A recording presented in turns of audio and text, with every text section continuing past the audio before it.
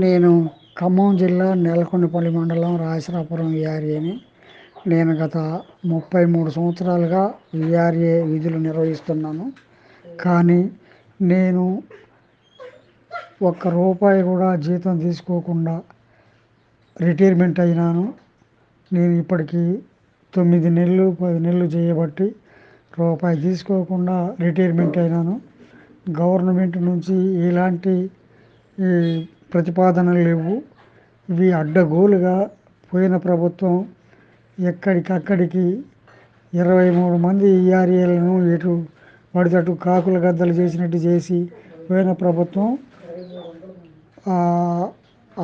ఆగమాగం చేసి అడ్డగోలు జీవోలు తీసుకొచ్చి 81, 85, 98 ఇట్లాంటి జీవోలని తీసుకొచ్చి ఎక్కడికక్కడికి సూపర్ న్యూమర్ పోస్టులని వాటిని తీసుకొచ్చి పెట్టి ఇప్పటికీ ఈ రాష్ట్రంలో 700-800 మంది రూపాయి బిళ్ళ తీసుకోకుండా రిటైర్మెంట్ అయినరు. వాళ్ళల్లో నేనొకడిని. కానీ ఇప్పుడు పొట్ట గడవటమే కష్టమైంది. ఇది మరి ఇప్పుడు వచ్చిన గవర్నమెంటు, ఎందుకంటే గతంలో స్వాతంత్రం వచ్చిన కాడ నుంచి కూడా ఈ కాంగ్రెస్ గవర్నమెంటు నైజాం కాలం నుంచి కూడా ఈ విఆర్ఏలని షేక్ సుందులు కానీ, తలారీలు కానీ, మస్కూర్లు కానీ ఎన్నో పేర్లతో పిలుస్తున్నటువంటి మా ఉద్యోగాలను చివరికి విఆర్ఏ దశకు తీసుకొచ్చి మట్టిలో కలిపినటువంటి ఘనత ఈ టీఆర్ఎస్ ప్రభుత్వానికి మూటగట్టుకుంది. ఇప్పుడు ఇకనైనా ఇప్పుడు వచ్చిన ఈ ప్రభుత్వం అంటే కాంగ్రెస్ ప్రభుత్వం చక్కటి మేధావులు ఉన్నారు, అనుభవజ్ఞులు ఉన్నారు.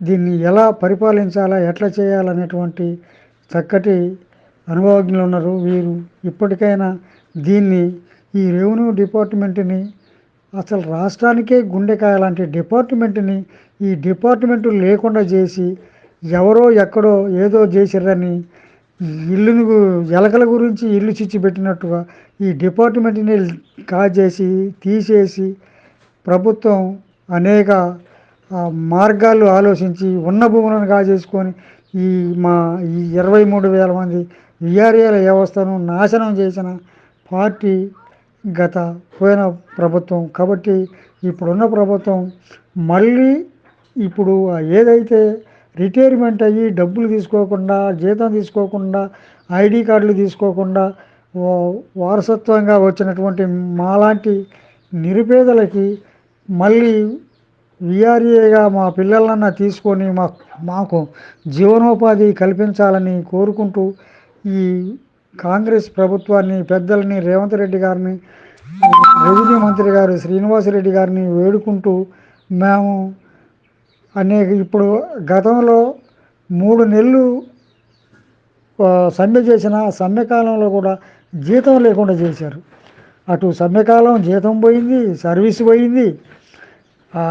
అట్లాగే ఇప్పుడు ఈ 5 నెలలు, 6 నెలలు, 3 నెలల్లో రిటైర్మెంట్ అయ్యి ఇట్లా ఆగమైపోయిన మా బతుకులని ఇప్పుడైనా కాంగ్రెస్ ప్రభుత్వం మాకు ఒక దారి చూపించాలని కోరుకుంటూ వారందరికీ సమన్వయంగా శిరస వంచి, తల వంచి సాష్టాంగ ప్రమాణాలు చేస్తున్నామని వేడుకుంటున్నాం.